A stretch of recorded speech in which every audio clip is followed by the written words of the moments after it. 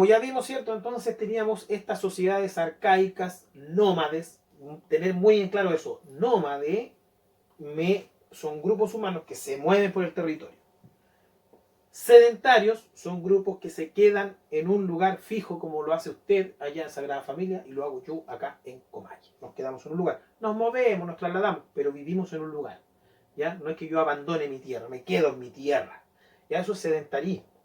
Y lo otro era nómade, que yo aquí un año, el otro ando en Temuco, después me voy más a Chiloé, y quizás cuando ya se pone feo el tiempo me voy para el norte. Nómade. Y de ahí viene un término intermedio que se llama transhumancia.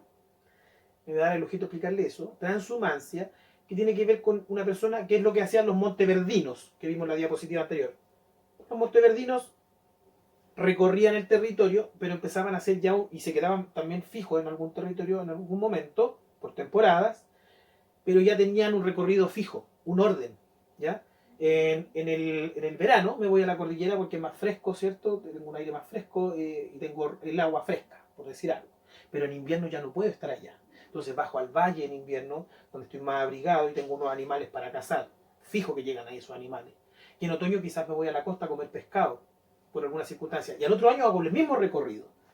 Verano cordillera, invierno valle, otoño costa. Esa es transhumancia. Me muevo en el territorio, pero siempre en el mismo territorio con la misma lógica. Y por lo general se hacía eso siguiendo animales para sobrevivir. Florecía el castaño, iba a buscar castaña, etc. ¿Ya? Eso. Ahora, estos pueblos prehispánicos, cuando hablamos de prehispánicos dijimos antes de la llegada de los españoles, ¿cierto? Que partíamos en el 14.800, pasando miles de años empezaron a desarrollarse. ¿Ya? Si usted se fija, bueno, ahí vamos a llegar ya al bonito.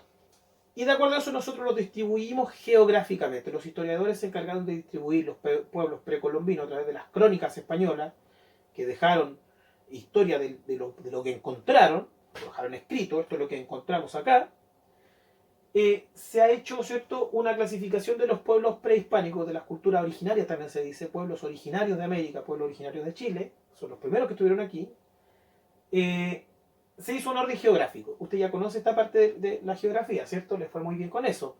Norte grande, norte chico, centro, sur, austral. Y de acuerdo a eso, nuestros pueblos originarios estuvieron distribuidos en nuestro territorio. Y así tenemos que en el norte grande los principales pueblos fueron los atacameños y los aymaras, también los quechuas. ¿Ya? Atacameños y aymaras. Quechuas también. Norte chico, diayitas. Y aquí vamos a hacer una salvedad. Estos pueblos del norte tuvieron un grado de desarrollo cultural mayor que otros pueblos de nuestro territorio. Y ellos, por ejemplo, se sedentarizaron y organizaron sociedades un poco más complejas, con jefaturas, con una religión, con construcciones y estructuras que fabricaron, domesticaron animales, la ganadería, y también domesticaron plantas, que es lo que se llama la agricultura. ¿Ya? Podríamos decir que los pueblos del norte fueron los más desarrollados en nuestro país. Además que tuvieron influencias muy importantes como la de los incas, por decir algo. ¿Ya? Los incas les transmitieron cultura y ellos la absorbieron. ¿Ya? Luego, en la costa del centro norte, en todo lo que es la costa, habían unos pueblos seminómadas que se llamaban los changos, y ellos vivían de los recursos marinos e intercambiaban con otros pueblos del interior. Pero ellos se caracterizaron por ser pueblos marítimos, ¿ya? Se dedicaban a lo que también se sigue haciendo hoy día en las caletas, recolectar mariscos, ¿cierto? Pescar y cazar grandes animales marinos como ballenas, ¿cierto? Lobos marinos, para mantener su sustento, ¿ya? Pueblos seminómadas de la costa.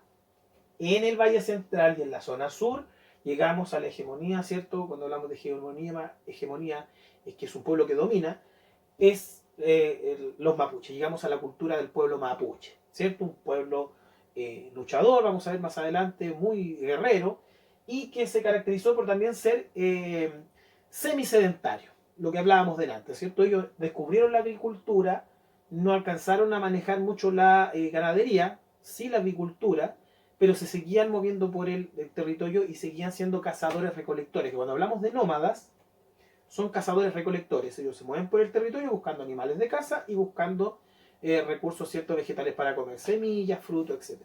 Nómadas. Los mapuches fueron semisedentarios. seguían haciendo estas transhumancias, ¿cierto? Seguían moviéndose por el territorio, pero se quedaban quietos en lugares, ¿ya? Semi-sedentario. Mientras más al norte los mapuches, más sedentarios. Mientras más al sur, más se mueven por el territorio. Y tiene que ver también con que hacia el sur las condiciones climáticas son más difíciles. Por lo tanto, yo no puedo permanecer mucho en un lugar porque me voy a inundar, me voy a negar o me puedo congelar, ¿ya? Así que se mueven más al sur. Aquí también hay una determinación geográfica. El clima de acá es mucho más favorable para que yo me pueda sedentarizar. Los climas del sur del centro sur al sur son climas más agrestes, son más agresivos, más bruscos los climas y no permiten que una persona esté mucho tiempo en un lugar, ¿ya? Porque es muy difícil vivir ahí. Bueno, hasta aquí entonces semisedentarios, ¿cierto? Semisedentarios, sedentarios. Vamos a la Patagonia o zona austral. Tenemos tehuelches, chonos, alacalufes, onas y yaganes. Y fíjese que aquí están los herederos de los monteverdinos. Fíjese que el monito es muy parecido. Los cahueshcan, ¿cierto? Un pueblo también que vivía en los interiores, ¿cierto? De las islas de la zona austral y armaban, fíjese usted, los mismos tolditos que las culturas monteverdinas, ¿ya? También seminómades, tomaban cuando se daban las condiciones, armaban sus campamentos temporales, ¿cierto? Con toldos, con huesos, con ramas, ¿cierto? Armaban su choza y luego que venía un tiempo que era complicado en ese lugar, ellos tomaban sus cosas, armaban su campamento y se iban. Eran como mochileros, si usted quiere poner algo similar. Los mochileros que salen en el sur, que salen en el verano a recorrer el sur, ¿ya? Y finalmente tenemos en la isla de Pascua, ¿cierto? Puede ser nuestra tricontinentalidad. En Isla de Pascua tenemos el pueblo Rapa Nui, que también fue un pueblo avanzado como los pueblos del norte. Fueron sedentarios, hicieron grandes estructuras como los moais y tenían una religión, tenían sus construcciones. Es un pueblo que también es avanzado y tiene que ver con la herencia de las culturas polinésicas de las islas de Nueva Zelanda, ¿cierto? Etcétera. Tahiti, entre otras, ¿ya? Entonces, ahí tiene el resumen usted de los principales pueblos precolombinos. Trate de aprendérselos por zonas porque son preguntas de prueba. Bien, vamos con la siguiente.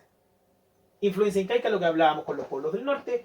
Durante el siglo XIV, fíjese, perdón, durante el siglo XV, la X es un 10, la B para los romanos era un 5, y 10 más 5 son 15. Entonces, el siglo XV, que corresponde al año 1400, fíjese, el 15, uno más, el año 1 menos, 14, del 1400 a 1499, en ese siglo, aproximadamente, la cultura de los pueblos originarios hasta el Maule, es decir, hasta donde nosotros habitamos, y de ahí sería influenciada por la expansión del imperio incaico sobre el norte del actual territorio chileno, ¿ya? Es decir, aymaras, diaguitas, atacameños, chonos y mapuches, más los quechuas del norte, fueron influenciados por la cultura incaica, ¿ya? Esto es muy lindo que usted lo pudiera profundizar, lo que fue el imperio incaico, una cultura muy avanzada, muy desarrollada y la influencia que tuvo en nuestro territorio, ¿ya? No lo podemos aquí lamentablemente especificar. Vestigios, restos de lo que quedó de esa influencia incaica en nuestro país es el Pucará de Chena. Ahí en su libro sale el Pucará de Quítor, que está más al norte, hacia Copiapó. Este del Chena está en el río Maipo, es lo más al sur que se encontró una construcción. Bueno, en Granero hay otra también.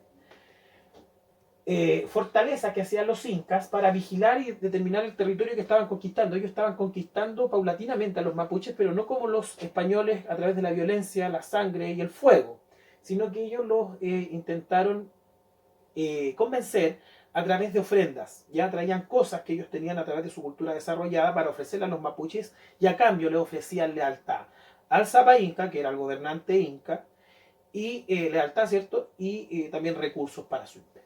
Bien, eso hasta aquí con los pueblos precolombinos. Bien, vamos entonces con el segundo periodo. Ya quedamos ahí, ¿cierto? Pueblos precolombinos en nuestro territorio y la influencia del pueblo incaico. Hasta ahí, antes de la llegada de los españoles. 1420.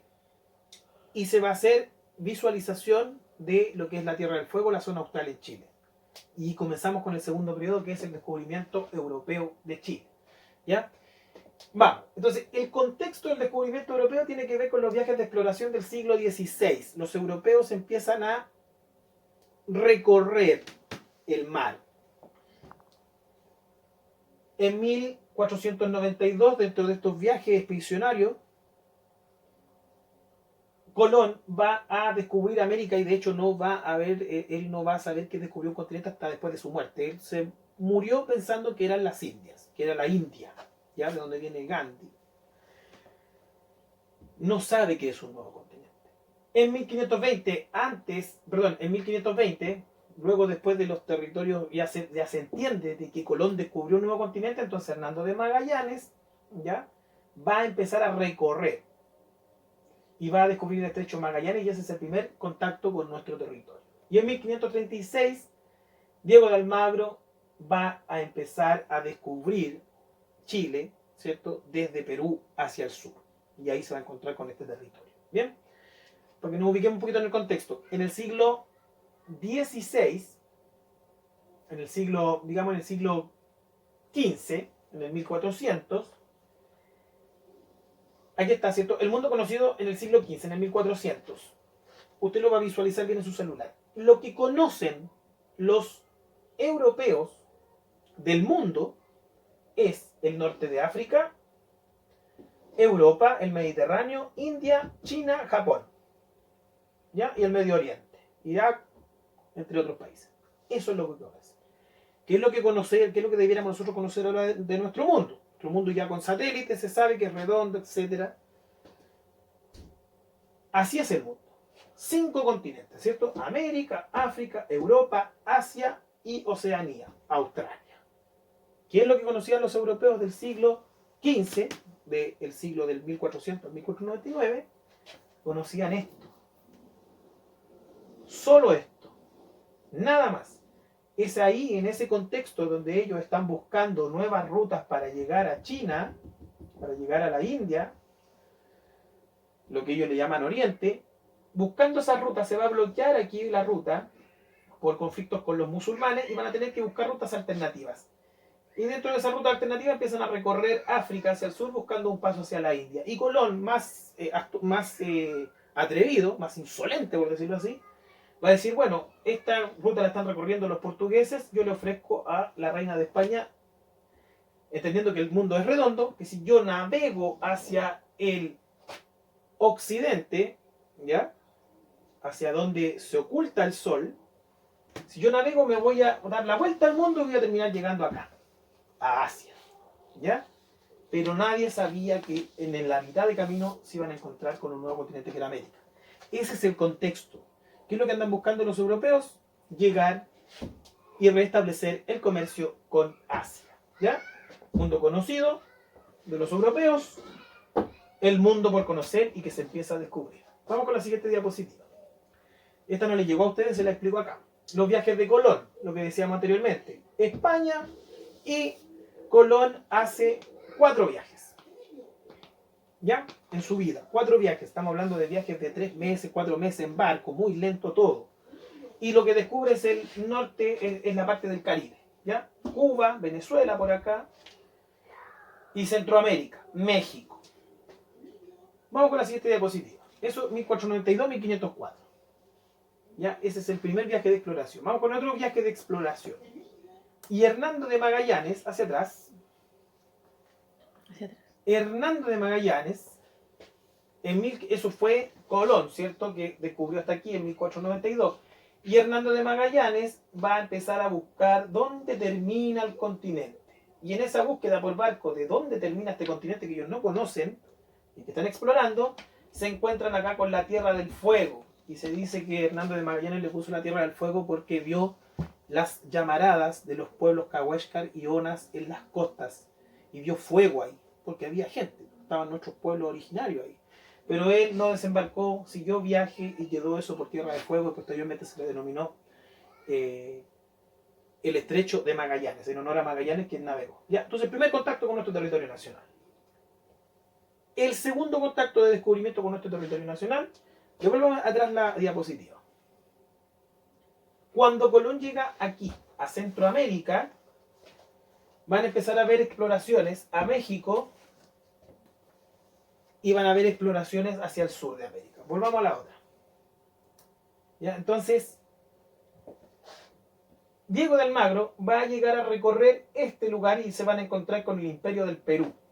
Y en el Imperio del Perú, hartos con la sangre, el fuego y el maltrato de los españoles, le van a decir a los españoles de que más al sur hay tierras donde hay mucho oro. ¿Para qué? Para despistarlos y que se vayan.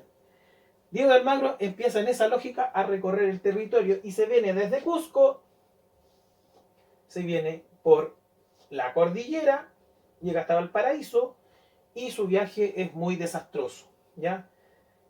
Se enfrenta con ya pueblos originarios que le hacen bastante resistencia, inclusive más que los pueblos desarrollados, y se devuelve muy decepcionado. Entonces ahí tenemos, vamos con otra diapositiva, ahí ya tenemos las dos primeras fechas importantes, ¿cierto? La exploración del territorio chileno, que es la segunda fase de nuestra historia. Vamos entonces con la conquista. Diego de Almagro empieza el proceso de exploración, no logra conquistar, solamente reconoce ciertos lugares y los pueblos. En 1536 llegará solamente hasta el río Itata en Concepción y va a tener que devolverse, cierto, defraudado porque le fue pésimo. Ya se encontró con pueblos, se encontró con los mapuches, cierto, que le hicieron una férrea resistencia y lo hicieron devolverse. Valdivia en 1541 va a insistir en venir a recorrer este territorio y es aquí donde empieza el periodo de conquista. 1541, cuando ya llega a Santiago, se enamora del Valle de Santiago y decide fundar ahí una ciudad, Santiago. El objetivo económico de la exploración y la conquista fue principalmente buscar minerales de oro y plata, ¿ya? Ese es el principal objetivo y evidentemente tomar estas tierras para dejarlas a nombre del rey de España. Levantamientos más importantes en esta época de exploración y conquista van a ser Michimalón con 1531, llega Pedro de Valdivia, se asienta en la ciudad de Santiago, sigue recorriendo y en ausencia de él, Michimalón ataca la ciudad de Santiago y se destruye, curiosamente, un 11 de septiembre de 1541. Posteriormente se van a enfrentar aquí ya estamos en plena conquista, se van a enfrentar dos resistencias más, ¿cierto? Los españoles hacen y deshacen, tratan pésimo a los pueblos originarios, ¿cierto? Buscando oro y plata, empiezan a asesinar gente, etc. Y a eso súmele usted que los mapuches se resisten, entonces se crea un caldo de cultivo para mucha violencia en esta época. Lautaro y Caupolicán, aburrido de los abusos españoles, se levantan en 1553 y este periodo de conquista va a terminar con la victoria o desastre de Cularaba en 1598, donde los españoles van a ser prácticamente destruidos. ¿Ya? 1598. Ahora, la historia tiene esto de la interpretación, ¿ya? Y es ahí donde vienen algunos inconvenientes, algunos malos entendidos que vamos a ir hablando más adelante. Por ejemplo, para los mapuches, la batalla de Curalaba va a ser la victoria de Curalaba, y así ellos escribirían la historia, nuestra victoria de Curalaba. Sin embargo, como los que fueron derrotados fueron los españoles y fueron ellos los que escribieron la historia, pasó a usarse el término el desastre de Curalaba, porque el que escribió la historia fue el español, ¿ya? Entonces, ahí vienen las interpretaciones. Para las personas que van a estar identificadas con la cultura mapuche, ellos van a decir la victoria de Curalaba. Un chileno patriota podría decir la victoria de Curalaba. Pero una persona que es, digamos, simpatizante de las ideas españolas, de Europa y del mundo europeo, y que piensa que aquí en Chile, ¿cierto?, somos subdesarrollados y que lástima que le tocó nacer acá, una persona así va a decir, bueno, en 1598 fue el desastre de Curalaba, ¿ya? Porque se impuso la barbarie, el desorden, por sobre la civilización española, ¿ya? Distintas interpretaciones para un mismo hecho. Entonces nosotros le podríamos llamar, para quedarnos al medio, la batalla de Curalaba. Y ese desastre que es para los españoles en 1598 marca el fin del periodo de exploración e inicia el periodo de conquista. ¿Bien? Porque aquí el territorio ya se conocía hasta Concepción, llegando prácticamente hasta Osorno. Ya los españoles habían recorrido. ¿Ya? Entonces se podría decir que se terminó el periodo de exploración y conquista y va a empezar a establecerse ya el dominio español aquí en Chile. Vamos con la otra diapositiva. Bien, con la batalla de Curalaba en 1598 se va a iniciar el nuevo periodo de la historia de Chile, que se conoce como la colonia, que va del siglo XVII al siglo XIX, ¿ya? Es decir, acuérdense, el siglo I por sobre el año. Siglo XVII va a ser de 1600, para ser más exacto desde 1598, 2 añitos atrás, hasta el 1800, que va a ser el siglo XIX. Fíjese, 19, siglos 1 más, el año es 1 menos, 18, ¿ya? 1800 a 1899. Perdón, del siglo XVI hasta 1800, siglo XIX. Inicio del siglo XIX. Bien. ¿Qué es lo más importante de la época de la colonia? El periodo, ¿qué es lo que va a hacer la colonia? Es el periodo de consolidación de la dominación española entre un territorio muy chiquitito que es el Loa, en el norte, hasta el río Biobío en 1598. ¿Por qué hasta el Biobío? Porque hasta ahí nomás les dio a los españoles para poder dominar. Del Biobío al sur, ya la resistencia mapuche era tan seria que no se atrevieron a pasar más allá durante todo el periodo de la colonia. Y ahí se estableció un territorio de frontera, que se llama, donde habían relaciones, ¿ya? Siempre hubieron conflictos y empezaron a haber relaciones de intercambio comercial, etcétera, ¿ya? Un relativo entendimiento, una tensa calma. El territorio que se conoce en esa época va desde el Cuyo, ¿cierto? Desde el Norte Grande, pasando hacia el otro lado de la cordillera, hasta la Patagonia, pero sin embargo se conoce, se ha explorado hasta Valdivia. De Valdivia al sur viven nuestros pueblos originarios y nunca tuvieron idea de que habían llegado los españoles, y los españoles nunca tuvieron idea de que esos pueblos existían al sur, porque por lo complicado del clima nunca pudieron avanzar más allá. Lo mismo en la Patagonia, pasar los Andes en el sur, mucho frío, no hay caballo ni persona que resista, por lo tanto son territorios que quedaron ahí, vírgenes. Los españoles nunca llegaron ahí hasta el siglo XIX, hasta el 1800, 200 años sin llegar a esos lugares. ¿Cómo fue la política administrativa de la época de la colonia? Lo que habíamos visto un poquito en regionalización. Se establecen gobernaciones y se establece una capitanía general que es dependiente del virreinato del Perú. Es decir, el rey va a establecer a un representante suyo directo en Perú, y a eso se le va a llamar el virreinato del Perú.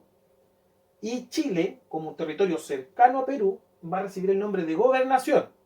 Es decir, el gobernador, en este caso Pedro de Valdivia, los que vinieron después, tenía que rendirle cuentas al virrey del Perú, el cual a su vez le rendía ciertas explicaciones al rey de España directamente.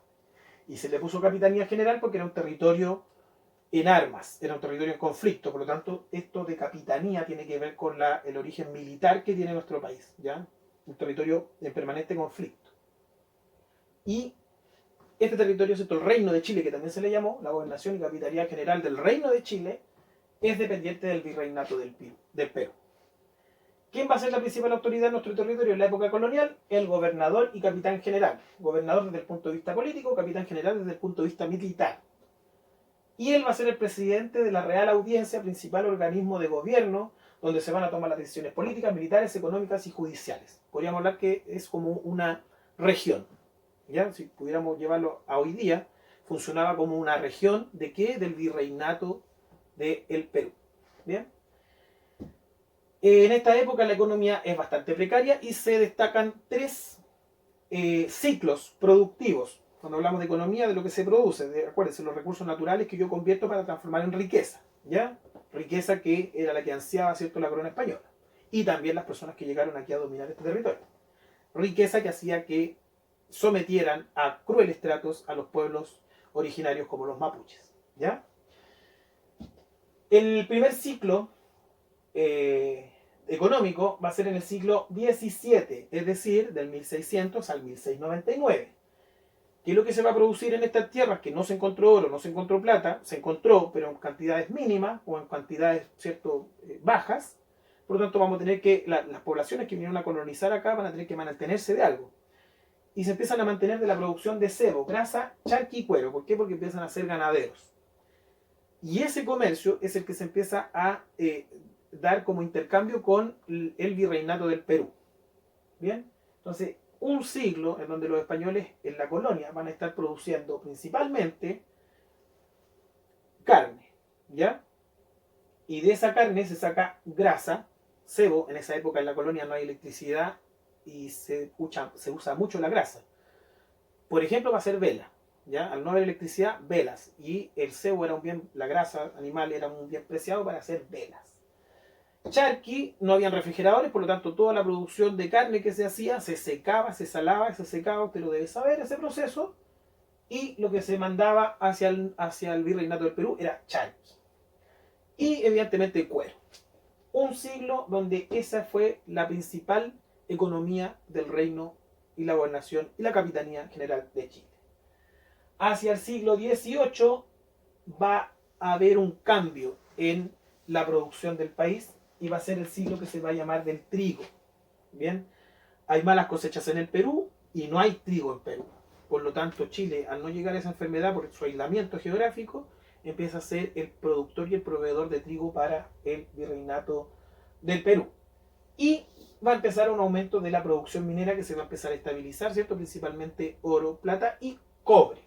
¿Ya? Pero esto va a ser lo más importante. Y vamos a estar un siglo así, el siglo XVIII, es decir, del 1700 al 1799 aproximadamente. Con respecto a la economía también, lo que se establece es un monopolio comercial. España señala de que Chile y todos los territorios en América no pueden comerciar con ningún otro país. ¿Ya? Por ejemplo, Inglaterra o Países Bajos, ¿cierto?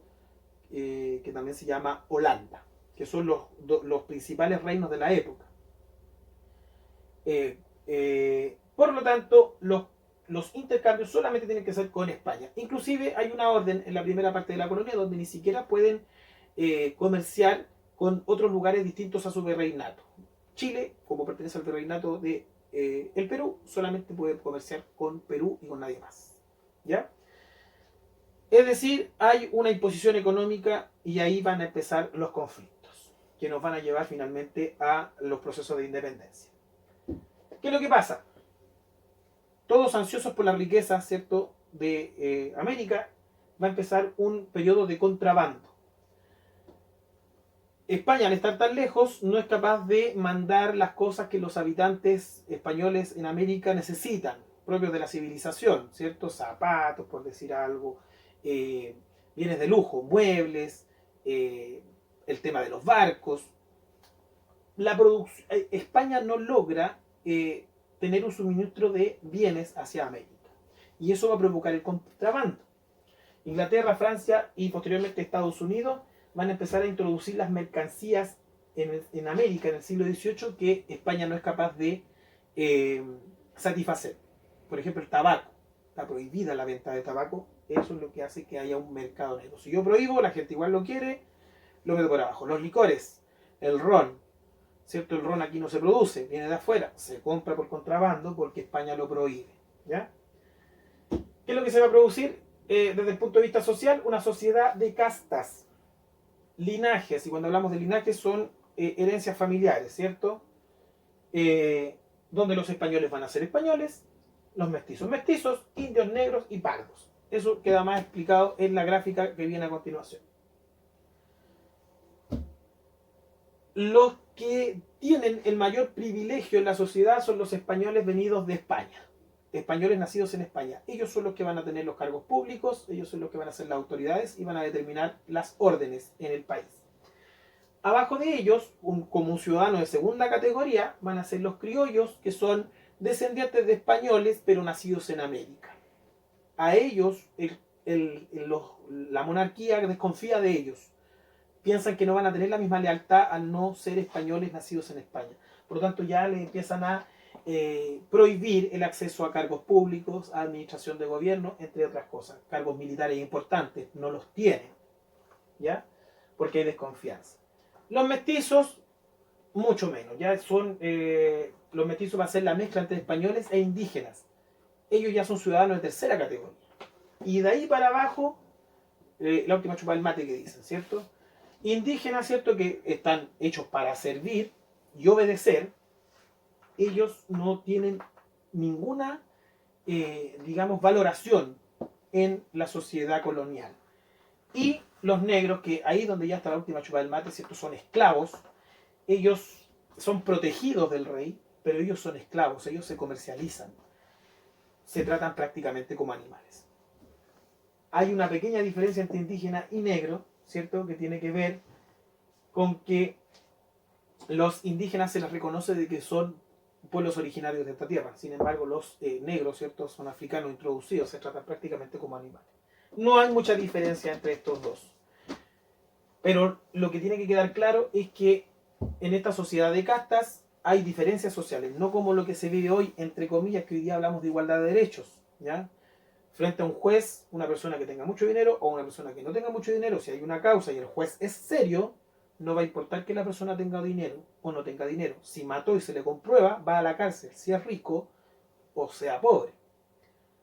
Ahora, de que no funcione así, eso es otra cosa.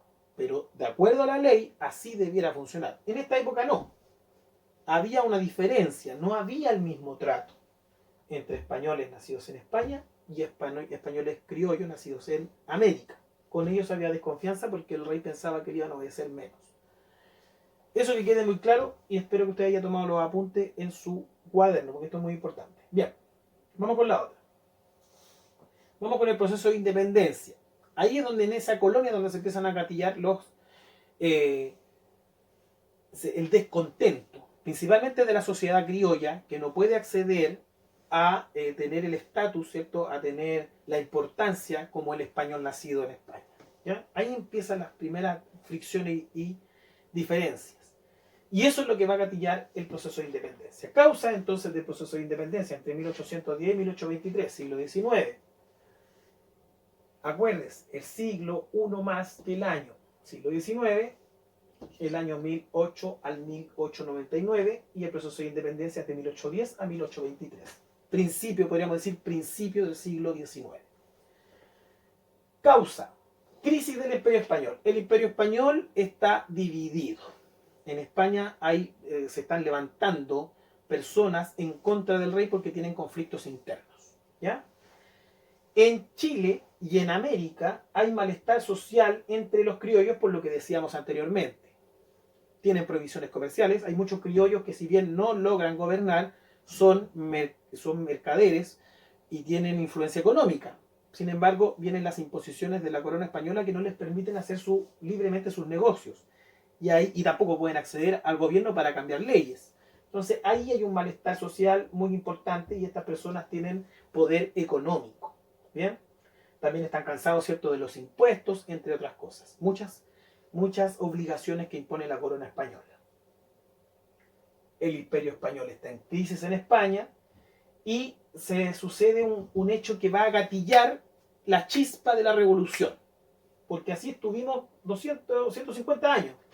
España con problemas en España y los criollos con problemas aquí, pero no se podía hacer nada porque estaban arraigadas fuertemente las autoridades españolas y nadie se atrevía a decir nada.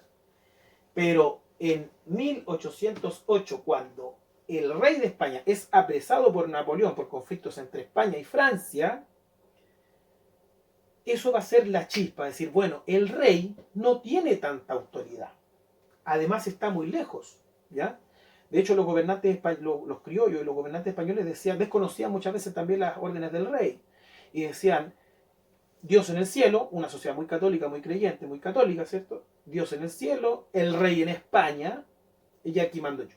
Ese pensamiento empezó a influenciar los intereses económicos de los criollos en América.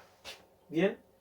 Y las invasiones napoleónicas, entonces, hacen el momento preciso para que se estalle la revolución. Entonces, los criollos que están descontentos con el orden van a decir, este es el momento.